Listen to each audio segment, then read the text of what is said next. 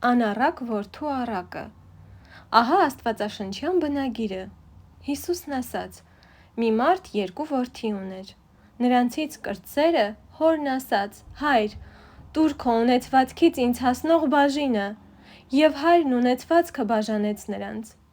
Քիչ օրեր անց կրտսեր որդին փողի վերածելով ամեն ինչ գնաց հեռու աշխարհ և այնտեղ վատնեց իր ունեցվածքը, որովհետև անառակ կյանքով էր ապրում։ Եվ երբ ամեն ինչ սպառեց, այդ երկրում սաստիկ սով եղավ, և նա չքավոր դարձավ։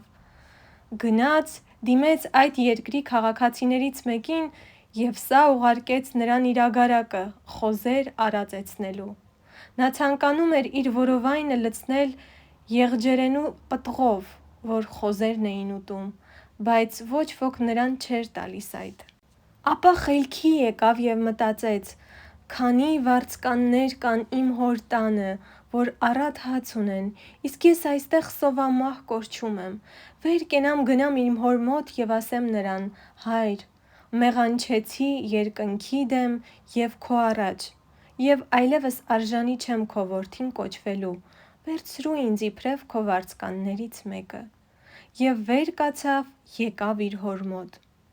Եվ մինչդեռ հեռու էր, հայրը տեսավ նրան և գթած, վազեց ընդառաջ, ընկավ պարանոցով և համբուրեց նրան։ Եվ որդին ասաց հորը. հայր, մեղանչեցի երկնքի դեմ և քո առաջ, այլևս արժանի չեմ քո որդին կոչվելու։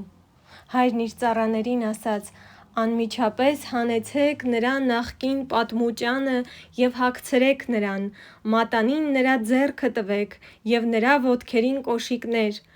բերեք պարարտ եզը, մորթեցեք, ուտենք և ուրախ լինենք, որովհետև իմ այս որդին մեռած էր և կենդանացավ,